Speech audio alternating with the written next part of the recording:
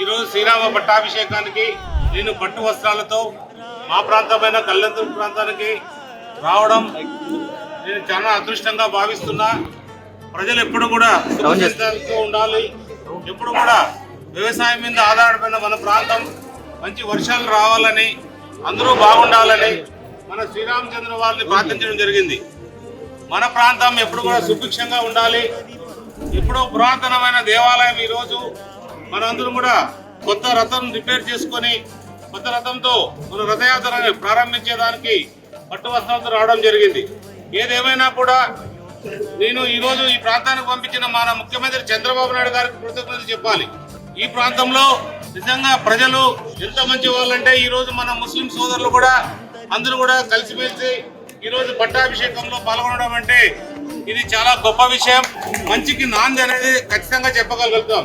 ఈరోజు భగవంతుని కూడా ప్రార్థించాను. మన ప్రాంతంలో ఏదైతే ఉందో బీటీపీ ప్రాజెక్ట్ ని సకాలంలో పూర్తి చేయాల్సిన బాధ్యత మనము తీసుకుంటున్నాం, మన ముఖ్యమంత్రి గారు తీసుకుంటున్నారు, అలాగే పవన్ కళ్యాణ్ గారు, అలాగే నరేంద్ర మోడీ గారు, అలాగే ఏదేమైనా కూడా భగవంతుని ఒకటే కోరుకున్నాం. వాళ్ళందరి తరఫున కూడా త్వరగా మా ప్రాంతానికి బీటీపీ నీళ్లు వచ్చేటట్టు ఏర్పాటు చేసి స్వామి శ్రీరాముల వారికి కోరుకోవడం జరిగింది. ఖచ్చితంగా శ్రీరాముల వారు ఖచ్చితంగా మన కోరిక త్వరలో తీరుస్తారని ఆశిస్తున్నాం. ఏదేమైనా కూడా ఈ బ్రహ్మోత్సవాలు ఇది నాంది మన ప్రాంతంలో ఇది ఇంకా వైభవంగా జరుగుతూ వెళ్ళాలనేదే మన ఈ ప్రాంత వాసులందరూ కూడా ఆకాంక్ష ఖచ్చితంగా నెరవేరుతుందనేది మన అందరి కోరిక. ఖచ్చితంగా నెరవేరాలని భగవంతుని ప్రార్థిద్దాం.